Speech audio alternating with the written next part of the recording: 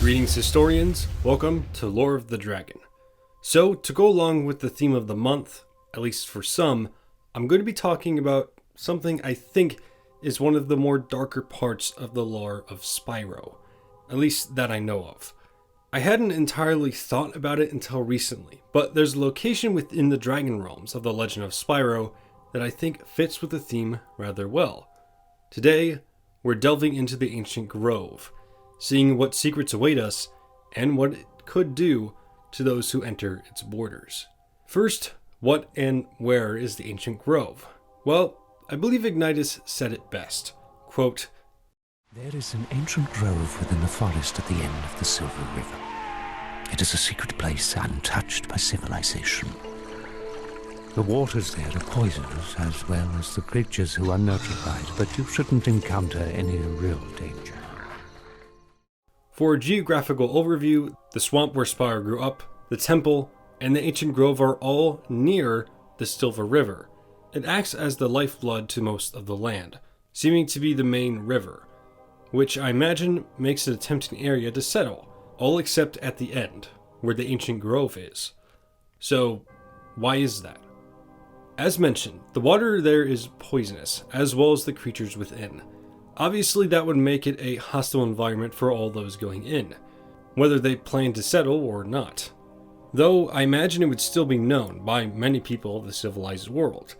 Even in our world, there are places that word spreads not to go. Places that are too dangerous for people to really even venture into. Even people that just are in the local area might know, either through knowledge or superstition.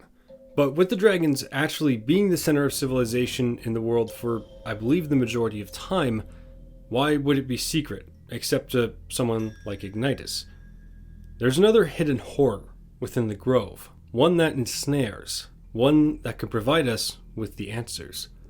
It is said that the ancient grove contains a dark power, the ability to corrupt those who wander in, and tell them to do its bidding.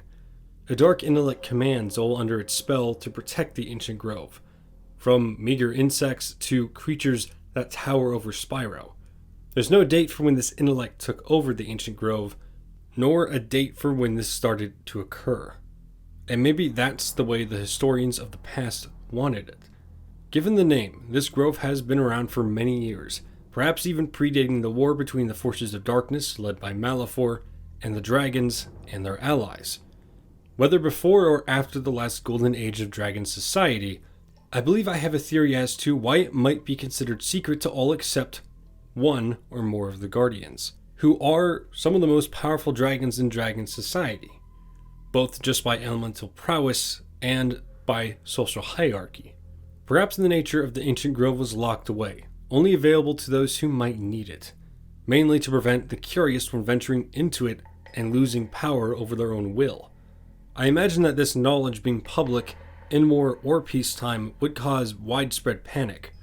Maybe at some point the dragons did go into the grove, but were lost. The point of their expedition could have been for research, for an advantage to the war. We just don't know. But because of these dragons disappearing in the grove, they might have just decided it was best that it was kept forgotten. Maybe that's one of the reasons why the Dragon Temple was built, to watch over the Silver River or anyone who might approach the ancient grove. Maybe not, that's mainly speculation. But for now, that'll be all. Thank you all for watching this, and if you want to stay updated on videos like this, feel free to stick by Lore of the Dragon or follow me over on my Twitter. Or rather, if you want to interact with the community, I have a Discord server. The link to the Twitter and the Discord will be down in the description below. Also, like I said in the last video, there's no obligation to do this, but I do have a Patreon. Right now, it's mainly just a tipping jar. Hopefully at some point I can get merch onto that, but we'll see. Anyway, to those who have gone ahead and joined the Patreon, thank you to Abyssal Blue and Echo Restored for the red gem, Izel for the red and green gem, and Hyasu Shin for the blue gem. Again, this isn't an obligation, this is just something that will help with the channel if I need to pay for something. But anyway, that is going to be it. I'll see you all in the next speculation or lore video. Stay safe, historians.